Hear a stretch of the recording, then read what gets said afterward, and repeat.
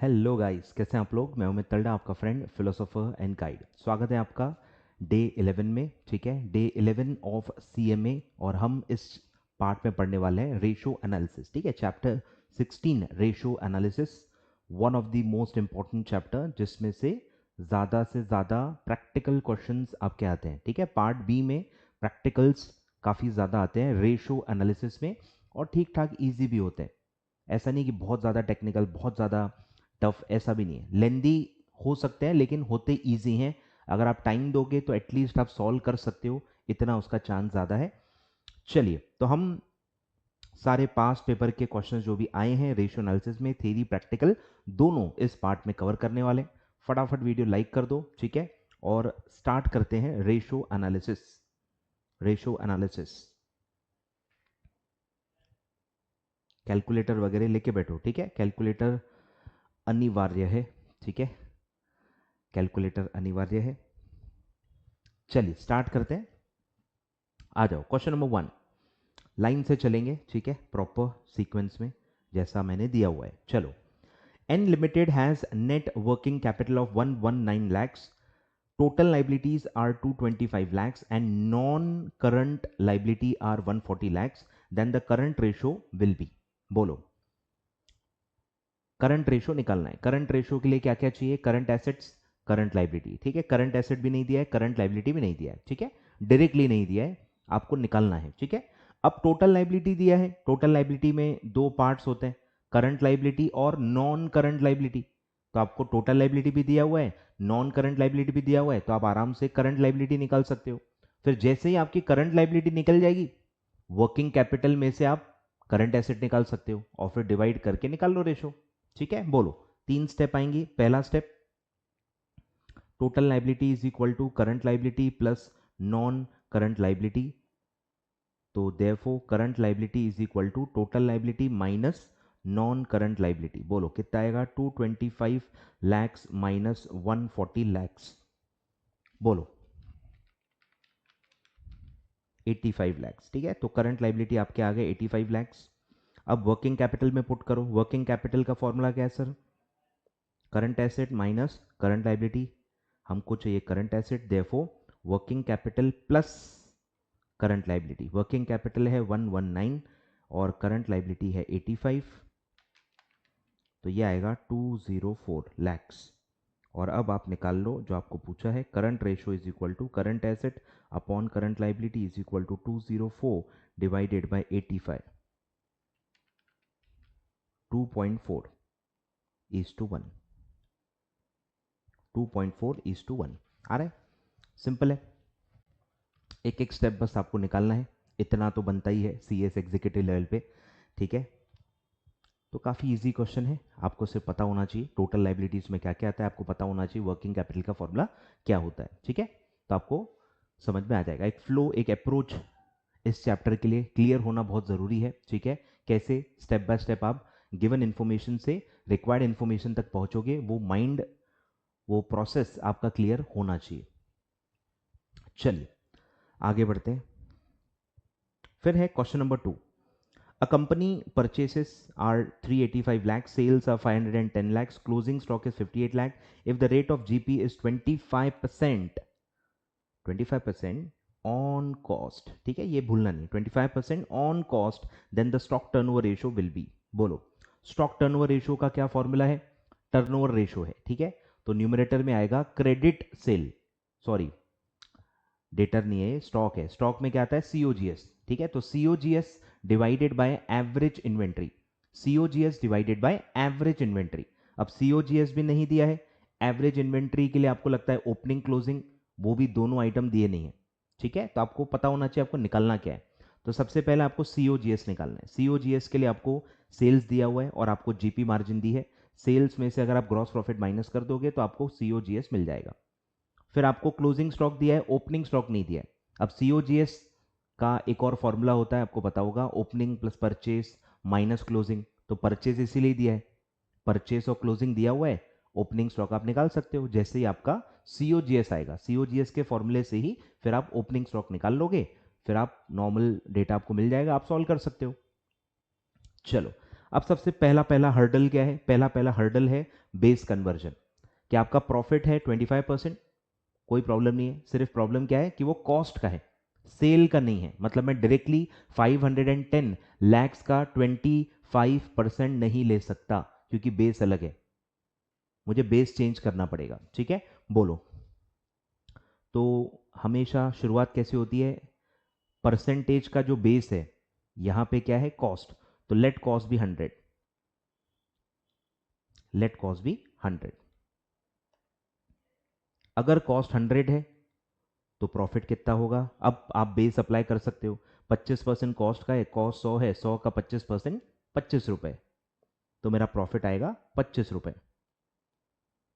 और अब मेरा सेल्स कितना हो जाएगा? 125। ठीक है, ये बेस के लिए निकाला गया है कि अगर मेरा कॉस्ट 100 है, मेरा प्रॉफिट 25 है, तो मेरा सेलिंग प्राइस 125 होगा। अब इसको रेशो प्रोपोर्शन के लिए यूज करो। ठीक है, देयरफॉर बोलो, अब अगर 510 लाख मेरा सेल है, तो इसमें मेरा कॉस्ट कितना होगा ये आपको निकालना है प्रोपोर्शनेटली। ठीक है, तो सेल को सेल के बेस से डिवाइड करो। सेल का बेस क्या है?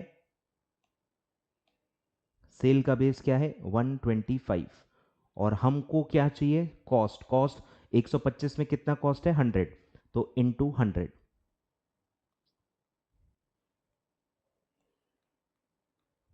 बोलो कितना आएगा?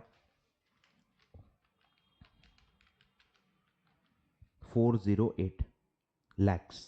ठीक है, तो ये आ गया आपका COGS। कॉस्ट का मतलब है कॉस्ट ऑफ गुड सोल्ड, तो आपका कॉस्ट ऑफ गुड सोल्ड आ गया, पहला स्टेप।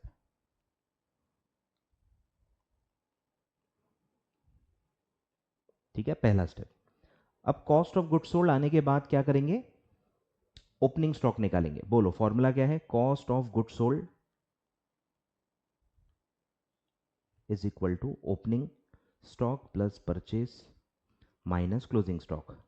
हमको क्या चाहिए? Opening stock. Opening stock is equal to COGS, purchase उस साइड जाएगा माइनस परचेस, और क्लोजिंग भी उस साइड जाएगा प्लस हो जाएगा। बोलो, COGS है 408, माइनस परचेस है 385, एंड क्लोजिंग स्टॉक है 58।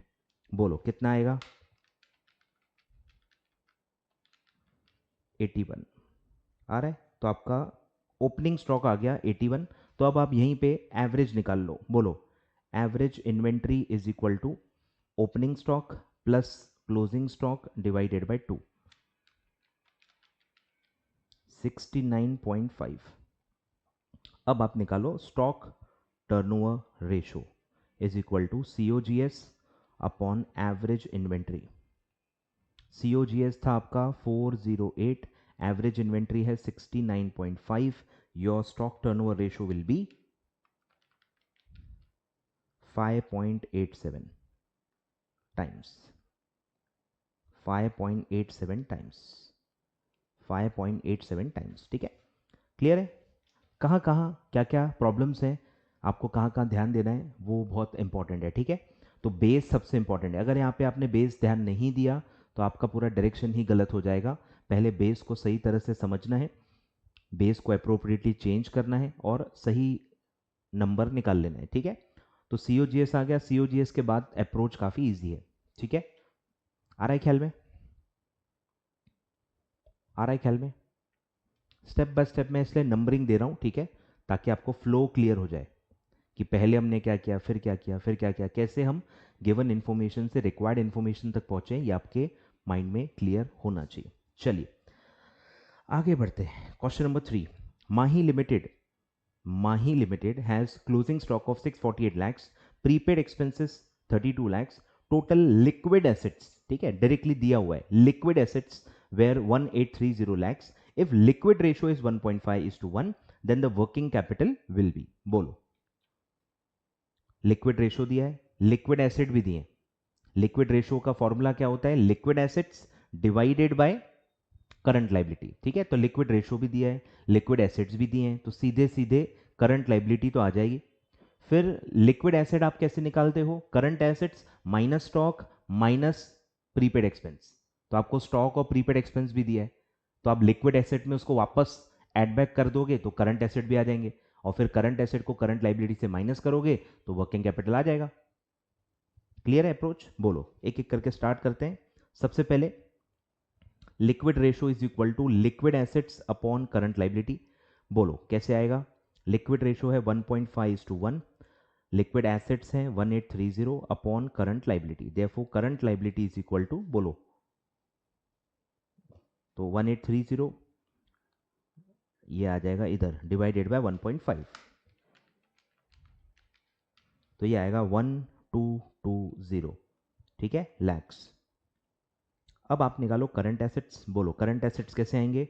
Liquid assets is equal to current assets minus stock minus prepaid expenses, therefore current asset is equal to liquid assets add back stock add back prepaid expenses.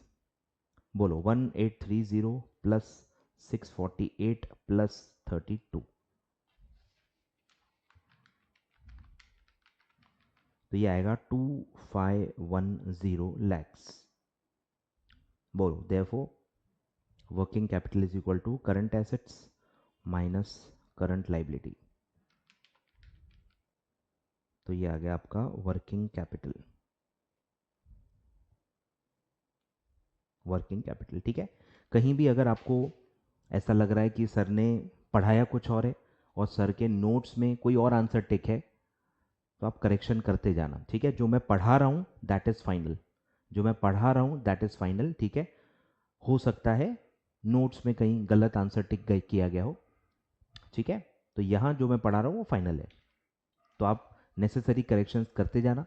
मैं भी एक बार और जब पूरी series complete हो जाएगी इसको मैं रिव्यू करूँगा, और जहाँ भी नेसेसरी चेंजेस हैं वो मैं करके एक फाइनल फाइल भी अपलोड कर दूंगा, ठीक है, ताकि आगे जो बच्चे हैं वो उनको कोई दिक्कत नहीं होगी, और जो साथ साथ में पढ़ रहे हैं वो तो साथ साथ में करेक्शन करते ही जा रहे हैं, तो उनको भी कोई दिक्कत नहीं होनी चाहिए। चलिए, क्लियर है? अप्रोच क्लियर है? अप्रोच क्लियर है? बढ़े आगे। चलिए, बोलो which of the following is not included in activity ratio, ठीक है। एक्टिविटी रेशो क्या होते हैं? Turnover ratio. एक्टिविटी रेशो क्या होता है? टर्नओवर रेशो, जिसमें सेल्स या वेरिएंट ऑफ सेल यूज होता है। तो बोलो सेल्स टू कैपिटल एम्प्लॉयड, लिखा ही है सेल, तो वो तो यूज होता ही है, मतलब ये टर्नओवर रेशो है। डेटर टर्नओवर, तो उसमें क्रेडिट सेल यूज होता है, तो वो भी एक सेल बेस्ड रेशो है। प्रोप्राइटरी रेशो, प्रोप्राइटरी रेशो अलग ही है। प्रोप्राइटरी जो आपका है funds divided by total assets या कैपिटल एम्प्लॉयड, जो भी आप लो, ठीक है, तो वो उसमें सेल यूज नहीं होता, it's not a activity ratio, वो अलग ही रेशो है, ठीक है। उसको आप कैपिटल स्ट्रक्चर रेशो में काउंट कर सकते हो, ठीक है। फिर है वर्किंग कैपिटल टर्नओवर रेशो, इसमें भी टर्नओवर आ गया, ठीक है। तो ए, बी और डी तो टर्नओवर रेशोज ही है, नाम में ही दिख रहा है। सिर्फ एक ही टर्नओवर रेशो एक्टिविटी रेशो नहीं है, that is proprietary ratio, that is proprietary ratio. बढ़े आगे। चलो बोलो ideal norm preferred by bank for current ratio is, बोलो दैट इज 1.33:1। नॉर्मल रेशो क्या है? एक्सेप्टेबल रेशो 2:1, और बैंक के लिए स्पेशल रेशो आपके मॉड्यूल में दिया है, दैट इज 1.33:1। चलिए आगे बढ़ते हैं। अब है अर्निंग पर शेयर का क्वेश्चन, ठीक है। Earning per share, typical earning per share का क्वेश्चन है, ठीक है, ध्यान दो। और काफ़ी इस टाइप के क्वेश्चन आए हैं और आगे भी आ सकते हैं, तो अच्छे से ध्यान दें। फ्री के मार्क्स हैं, छोड़े नहीं बिल्कुल भी, ठीक है। बोलो पहले तो अर्निंग पर शेयर का फॉर्मूला क्या होता है? Earning available for equity share holders divided by number of equity shares. और earning available for equity shares कैसे निकालते हैं? ईबीआईटी माइनस इंटरेस्ट, फिर आपका ईबीटी आएगा, फिर टैक्स माइनस करोगे तो अर्निंग आफ्टर टैक्स आएगा, फिर अर्निंग आफ्टर टैक्स के बाद आप माइनस करते हो प्रेफरेंस डिविडेंड। अगर प्रेफरेंस शेयर्स हैं तो आप प्रेफरेंस डिविडेंड माइनस करते हो, और उसके बाद आपको बचता है earning available for equity share holders, ठीक है। बोलो तो इक्विटी शेयर कैपिटल दिया है, यहाँ नंबर ऑफ शेयर्स निकाल लो, यहीं के यहीं। नंबर ऑफ शेयर कैसे निकालते हैं? Capital divided by face value, capital divide by face value, तो ये आएगा आपके number of equity shares. Preference shares भी हैं, प्रेफरेंस डिविडेंड इस पे लेंगे, फिर डिबेंचर्स भी हैं, और आपको स्टार्टिंग पॉइंट हमेशा यही दिया रहेगा, profit before interest and tax, ठीक है। तो यहीं से आपको नॉर्मली शुरुआत करनी पड़ेगी। फिर दिया है डिविडेंड पे आउट रेशो, यहाँ पे इसका कोई काम नहीं है, डिविडेंड पे आउट रेशो यहाँ पे कोई काम नहीं है। प्राइस अर्निंग रेशो यहाँ पे इसका कोई भी काम नहीं है, और आपका टैक्स रेट दिया है 30%। बताइए earning per share will be, तो सबसे पहले हम क्या निकालेंगे, earning available for equity shares, इसके लिए आपको दिया हुआ है PBIT, profit before interest and tax, that is 590। बोलो सबसे पहले क्या माइनस होता है, इंटरेस्ट, इंटरेस्ट कितना आएगा, डिबेंचर्स का आएगा 12% रेट ऑफ इंटरेस्ट है, और 250 पे 12%, 250 आपका डिबेंचर है, उस पर 12% पर एनम, तो दैट कम्स टू 30।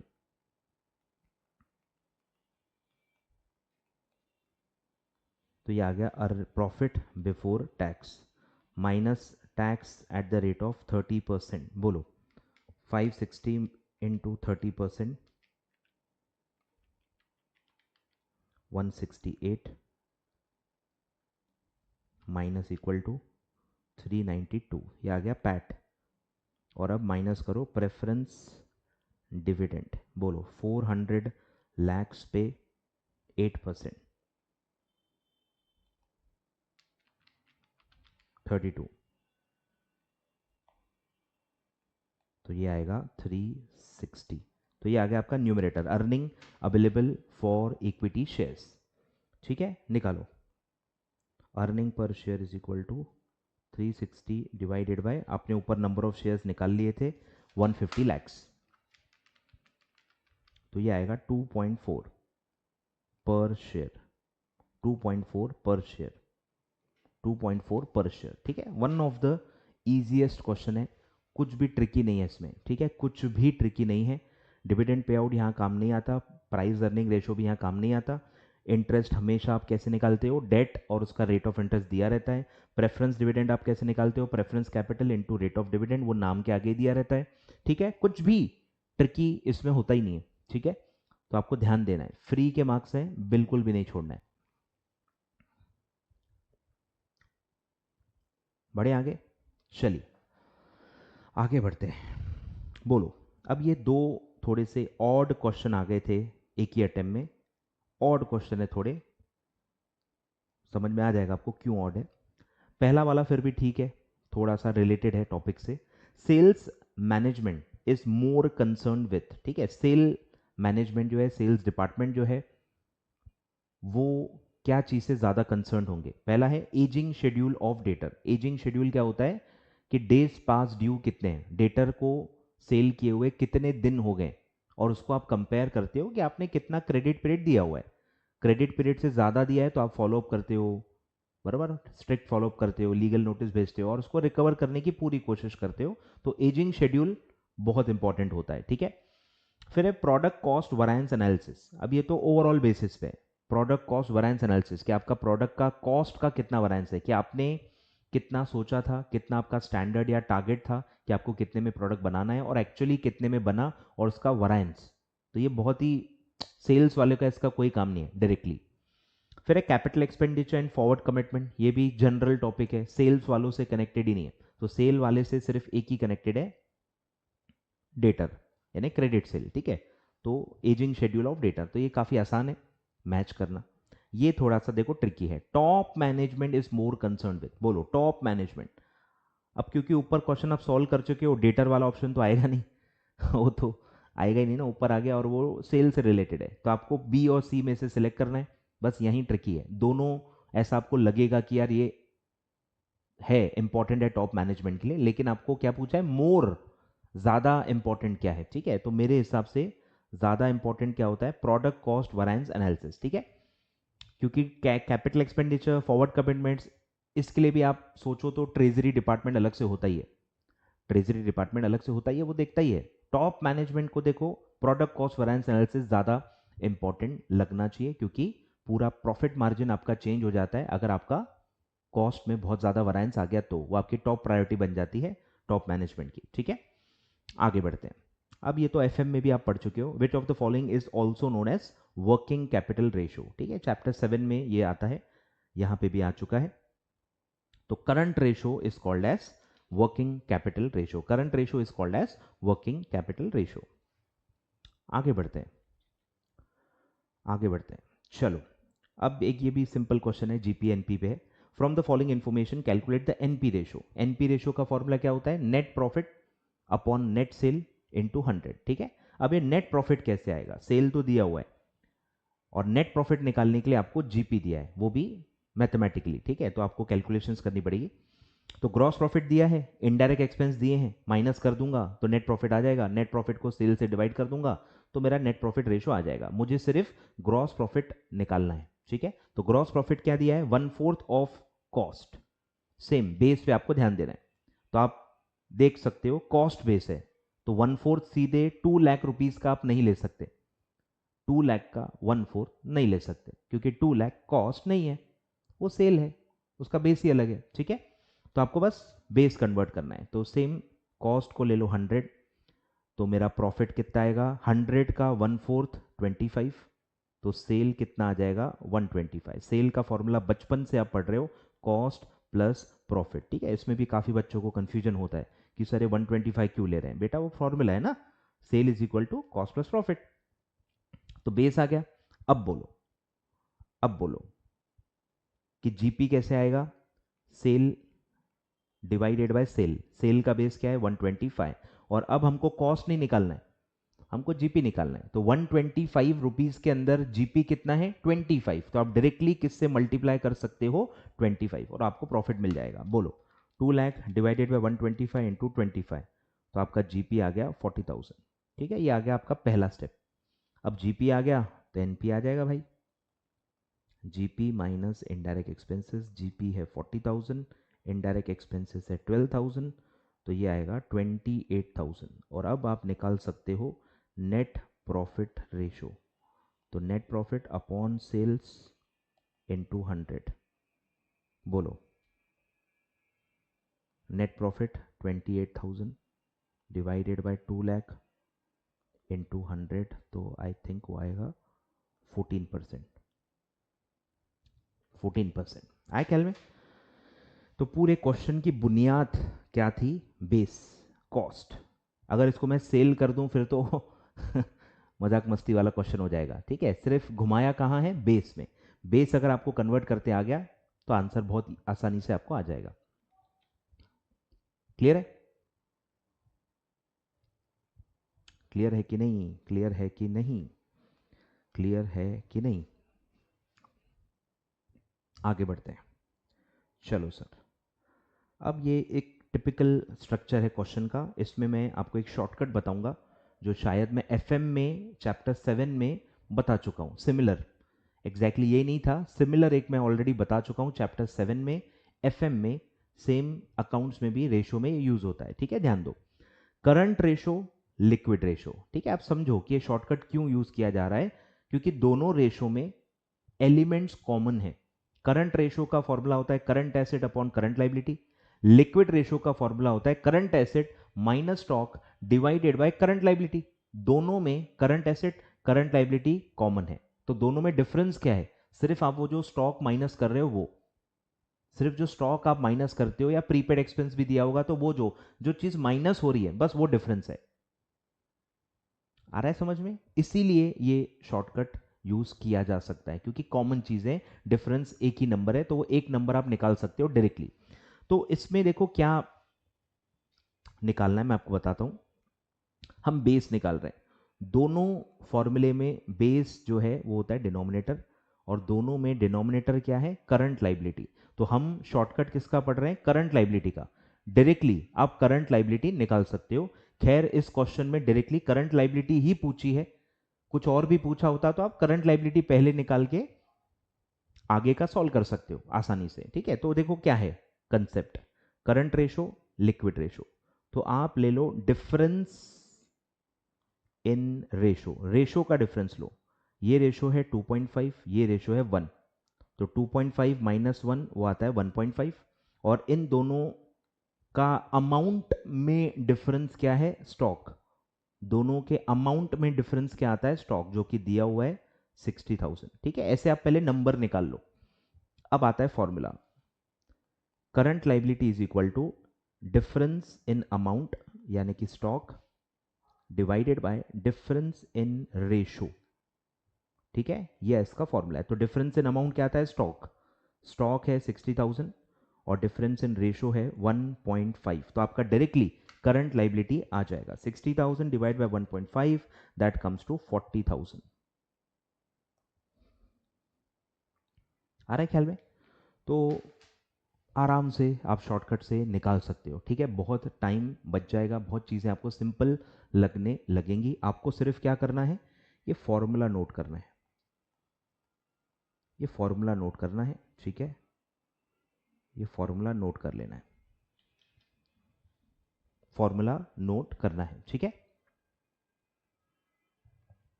आ रहा है ख्याल में?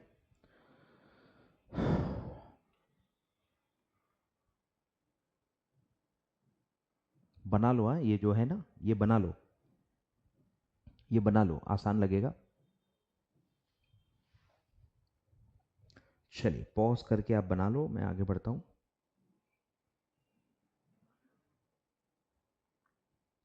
चलिए आगे, earning per share is equal to, बोलो, सिंपल है, कुछ घुमाया गया है आपको तो आपको पता ही होना चाहिए, इसमें प्रेफरेंस शेयर्स नहीं है, आप ऐसा मानो, फॉर्मूले ऐसे हैं जिसमें प्रेफरेंस शेयर्स नहीं है, तो डायरेक्टली आपका आंसर क्या आना चाहिए, PAT, PAT divide by number of shares, और कौन से number of shares, issued capital के, ठीक है, ऑथराइज कैपिटल के नहीं।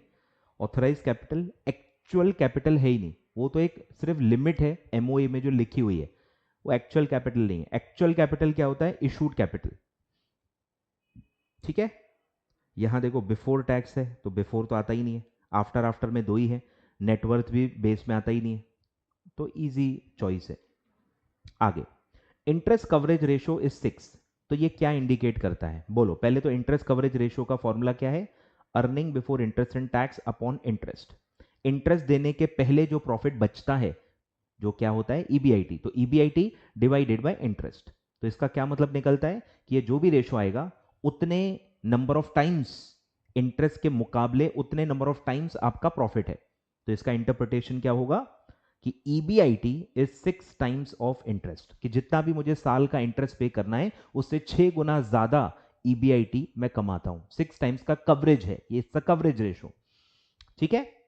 तो सेल का देखो कोई लेना देना नहीं है, प्रॉफिट आफ्टर टैक्स का भी कोई लेना देना नहीं है, और interest is 6 times after tax, इसका भी कोई लेना देना नहीं है। क्लियर आंसर है, ईबीआईटी 6 टाइम्स ऑफ इंटरेस्ट। आगे बढ़ते हैं, फिर है डेटर टर्नओवर रेशियो रिफ्लेक्ट्स, बोलो डेटर टर्नओवर रेशियो क्या रिफ्लेक्ट करता है, number of times debtor against credit sale, ठीक है, आपको रेशियो पता ही होगा, credit sale upon average debtor या एवरेज रिसीवेबल्स जो भी कहो, ठीक है। तो debtors against credit sale number of times में आता है डेटर टर्नओवर रेशियो, सिंपल है। आगे बढ़ते हैं, ये भी एक ऐसा क्वेश्चन है जो एफएम में आई थिंक पूछा जा चुका है लेवरेज में, और हमने शायद इसी सीरीज में पढ़ा भी है, ठीक है, एग्जैक्टली सेम है।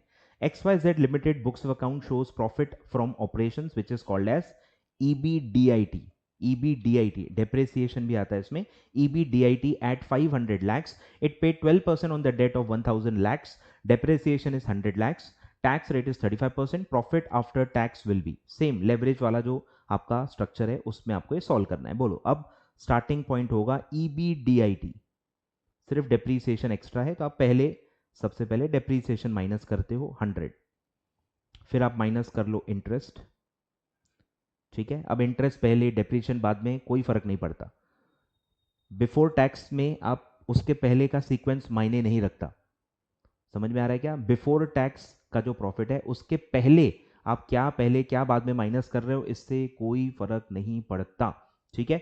चलो बोलो, इंटरेस्ट कितना है, 1000 लैक्स इंटू 12% यानी 120 लैक्स, तो अब आएगा प्रॉफिट बिफोर टैक्स, तो ये आएगा 280 लैक्स, और अब हम माइनस करेंगे टैक्स 35%,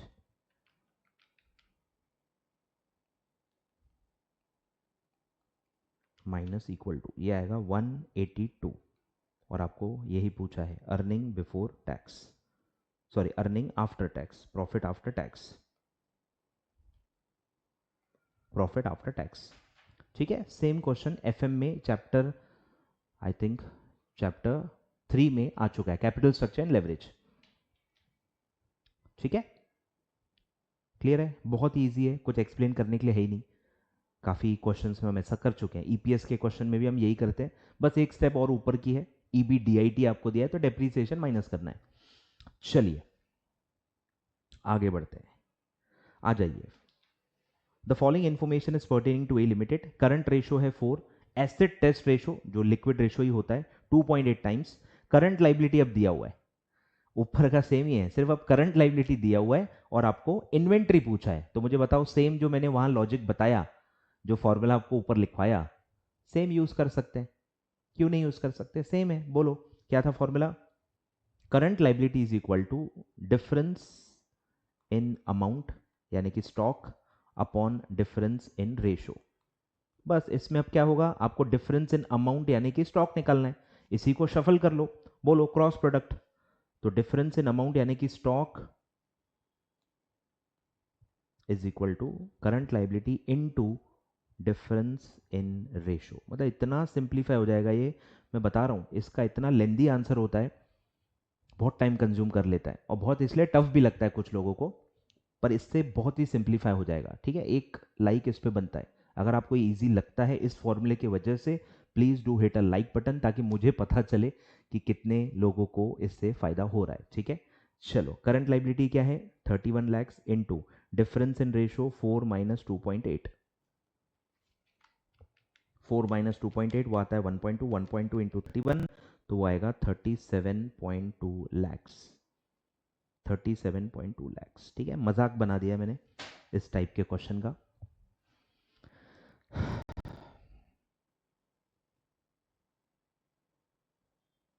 ठीक है, अच्छे से फॉर्मूला लिख लो, नहीं लिखा होगा पहले तो।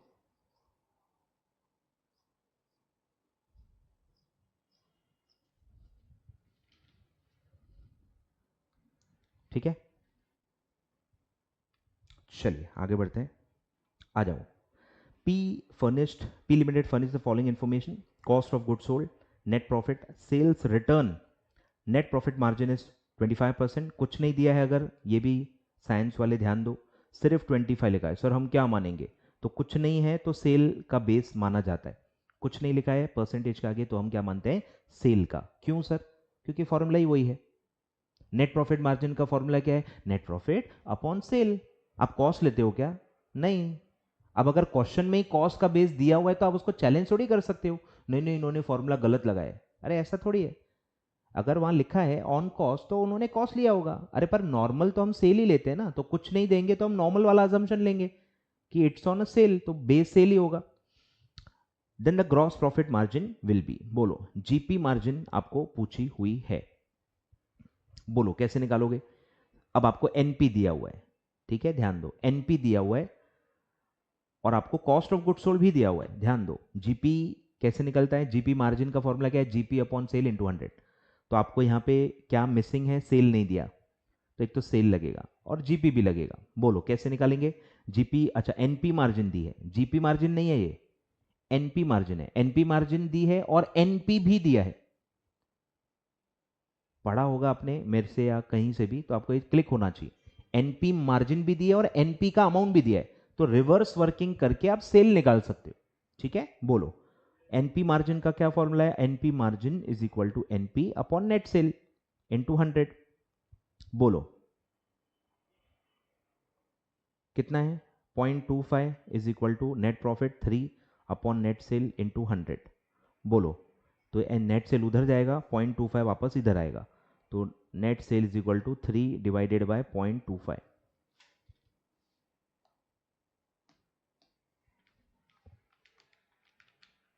तो वो आएगा 12। ठीक है 12, तो मैंने पॉइंट में ले ही लिया ना, तो इंटू 100 मत करो। ठीक है, ध्यान दो, ये भी मैथ्स आप समझो। अगर यहाँ आप 25 लोगे 25, तो वहाँ इंटू 100 भी लेना पड़ेगा। अगर आप यहाँ डायरेक्टली 0.25 ले रहे हो तो इंटू 100 का इफेक्ट आप ले चुके हो, तो 0.25 भी लेते हो तो इंटू 100 अपने आप हट जाता है। ठीक है, तो डायरेक्टली मैंने 0.25 ही लिया है, तो ये आएगा 12 लैक्स। तो सेल आ गया। अब आप ध्यान दो, सेल रिटर्न का यहाँ कोई काम नहीं है। क्यों सर? क्योंकि नेट प्रॉफिट रेशो में भी नेट सेल आता है, ग्रॉस प्रॉफिट रेशो में भी नेट सेल आता है, नेट सेल ही लेते हैं अपन, और नेट सेल का क्या फॉर्मूला है, gross sale minus sale return. तो सेल रिटर्न हमेशा माइनस होता ही है, तो आपको वापस ऐड बैक करने की जरूरत नहीं है। ये रेशो से जो भी सेल आती है वो नेट सेल ही होती है, और जीपी रेशो में भी नेट सेल ही चाहिए, तो सेम यूज करना है। बोलो, तो 12 लाख आपका नेट सेल है। अब आपको क्या चाहिए, जीपी। अब सेल आ गया, कॉस्ट ऑफ गुड सोल्ड आपको दिया हुआ है, बोलो क्या आएगा, कॉस्ट ऑफ गुड सोल्ड आपको दिया हुआ है, तो निकाल लो। GP is equal to net sale minus COGS.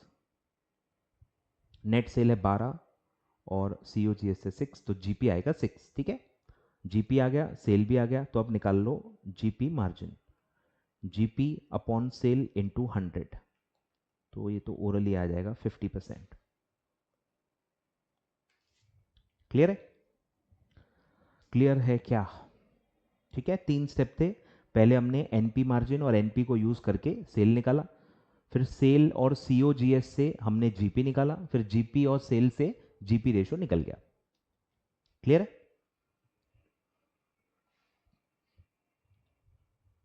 आगे बढ़ते हैं।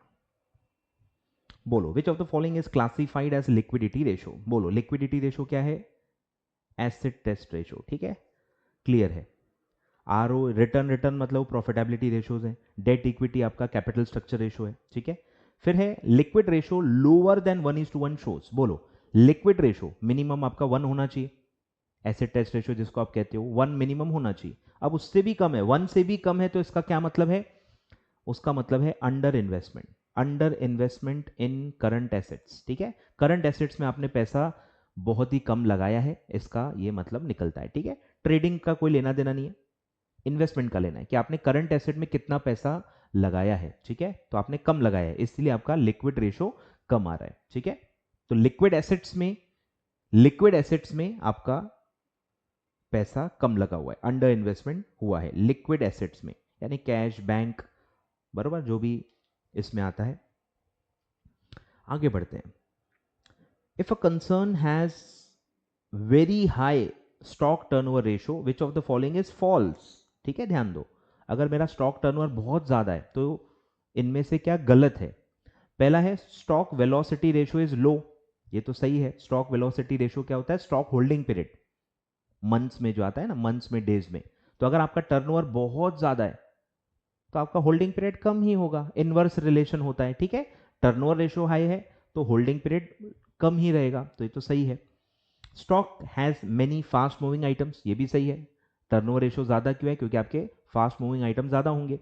देयर इज अंडर ट्रेडिंग, अब ये थोड़ा देखो गलत है। अंडर ट्रेडिंग, अंडर ट्रेडिंग कैसे होगी, आपका टर्नओवर रेशो ज्यादा है ना, टर्नओवर रेशो ज्यादा है मतलब बहुत ज्यादा ट्रेड कर रहे हो आप, बार बार खरीद रहे हो, बार बार बेच रहे हो, बार बार खरीद रहे हो, बार बार बेच रहे हो, बहुत ही कम टाइम स्पेन में आप बार बार खरीद बेच रहे हो, यानी ट्रेडिंग आपकी बहुत ज्यादा होगी। जबकि यहां क्या लिखा है, अंडर, अंडर ट्रेडिंग नहीं है भाई, वो तो ओवर ट्रेडिंग है। ठीक है, एक्चुअल में क्या है, ओवर ट्रेडिंग है, इसीलिए ये फॉल्स है, इसीलिए ये फॉल्स है, क्योंकि यहां क्या आना चाहिए, ओवर ट्रेडिंग आना चाहिए। चलिए आगे बढ़ते हैं। Dash examines the policy of company regarding the dividend and retain earning, कितना बांटना है और कितना रिटेन करना है, ये कौन सी पॉलिसी से पता चलता है, पे out ratio, dividend policy, dividend pay out ratio, ये एक पॉलिसी होती है आपकी कि कमाई से आप कितना बांटना चाहते हो। अर्निंग पर शेयर कोई पॉलिसी नहीं होती, प्राइस अर्निंग रेशो कोई पॉलिसी नहीं होती, आरओआई भी कोई पॉलिसी नहीं होती। पॉलिसी एक ही होती है, डिविडेंड पॉलिसी, जिससे आप क्या तय करते हो कि आपको डिविडेंड कितना बांटना है। डिविडेंड कितना बांटना है, इसको ही क्या बोलते हैं, डिविडेंड पे आउट रेशो।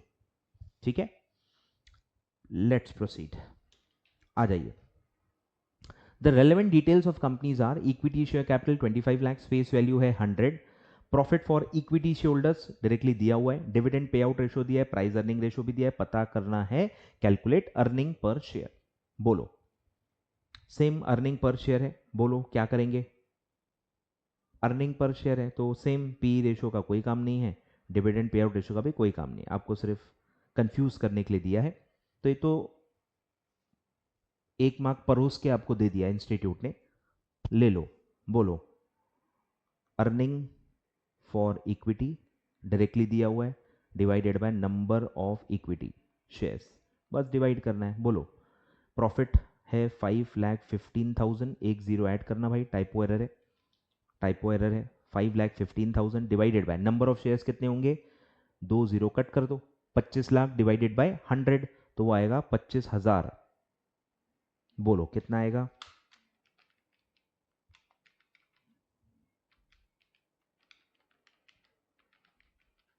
20.6। मतलब इससे सिंपल क्वेश्चन शायद आए नहीं है, दोनों न्यूमरेटर डिनोमिनेटर दिए हुए हैं, बस डिवाइड करना है। फिर इसी डेटा को यूज करके एक और क्वेश्चन पूछा है, अब पूछा है डिविडेंड पर शेयर। तो अब आपको पता होगा कि अर्निंग पर शेयर को पे आउट रेशो से मल्टीप्लाई कर लें तो डिविडेंड पर शेयर आ जाता है। अब यहां dividend pay out ratio relevant है, ठीक है।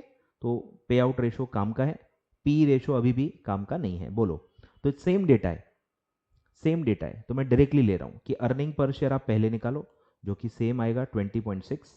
तो अब आप निकालो DPS, DPS is equal to EPS into pay out, तो 20.6 इंटू 40%,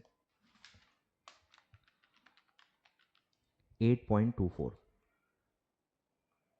ठीक है, फ्री के 2 मार्क्स इंस्टीट्यूट ने दे दिए हैं दिसंबर 21 एग्जाम में, एक के बाद एक सेम क्वेश्चन पूछा है, ध्यान दो, फ्री के 2 मार्क्स। चलो बढ़े आगे, फॉर्मूला आई होप आपको पता होगा, ठीक है, DPS is equal to EPS into payout ratio, DPS is equal to EPS into payout ratio. Clear है, चलो भाई आगे बढ़ो। From the following information calculate debtor turnover ratio. Closing debtor दिया हुआ है, कैश सेल दिया है 25% ऑफ, टोटल नहीं है, नॉर्मली क्या होता है टोटल, यहां दिया है क्रेडिट, ठीक है, क्रेडिट का 25% कैश सेल है। Excess of closing debtor over opening debtor, ठीक है, क्लोजिंग डेटर ज्यादा है ओपनिंग डेटर से, कितने से, 80,000 से, ठीक है, मतलब ओपनिंग डेटर 80,000 कम है, क्योंकि ओपनिंग सॉरी क्लोजिंग क्योंकि दिया हुआ है, देखो ध्यान दो, क्लोजिंग दिया हुआ है 2 लाख रुपए और क्लोजिंग डेटर ऑलरेडी 80,000 ज्यादा है, ऐड नहीं करना है, ऑलरेडी वो ज्यादा है, माइनस करना है। इसीलिए मैं कह रहा हूं कि ओपनिंग डेटर के हिसाब से सोचो कि अगर क्लोजिंग ज्यादा है मतलब ओपनिंग कम है, तो ओपनिंग कितने से कम है, 80,000 से कम है, ठीक है, तो यही निकाल लो, ओपनिंग डेटर क्लोजिंग डेटर से 80,000 कम है। बोलो, तो 2 लाख माइनस 80,000, तो ये आएगा 1,20,000। लगे हाथ एवरेज निकाल लो, क्योंकि डेटा टर्नओवर में एवरेज लगता है, तो opening plus closing divided by 2, तो ये आएगा 1,60,000, ठीक है। तो हमारा पहला स्टेप आ गया, तो एवरेज डेटर निकल गया। अब डेटर टर्नओवर रेशो में क्या लगता है, क्रेडिट सेल, तो आपको क्रेडिट सेल निकालना है। बोलो, अब कैश सेल लिखा हुआ है, अब टोटल सेल दिया हुआ है ऑब्वियसली, टोटल सेल, बोलो टोटल सेल के 2 पार्ट्स क्या हैं, cash cell plus credit sale. और अब मैं ले रहा हूं कि लेट कैश सेल, सॉरी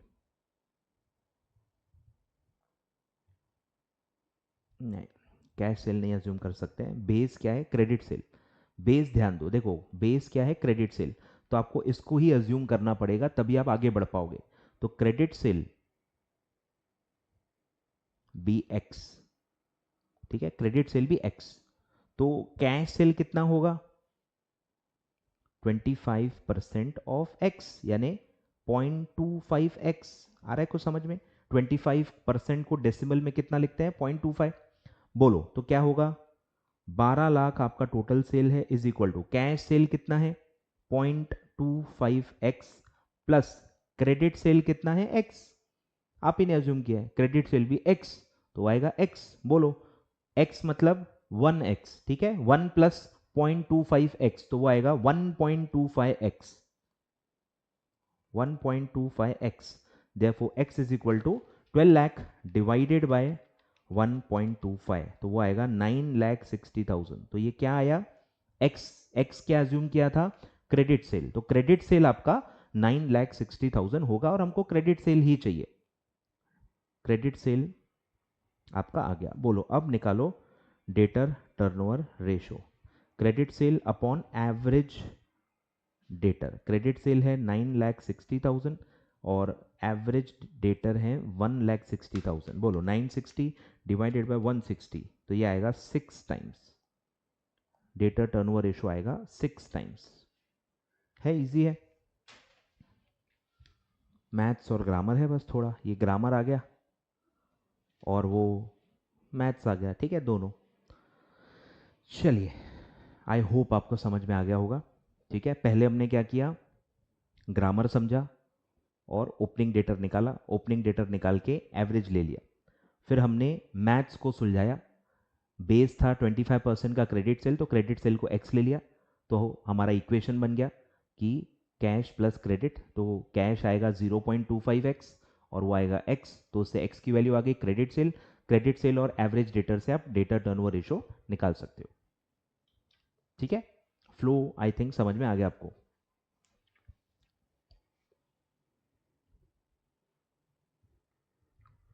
चलो आगे बढ़ते हैं।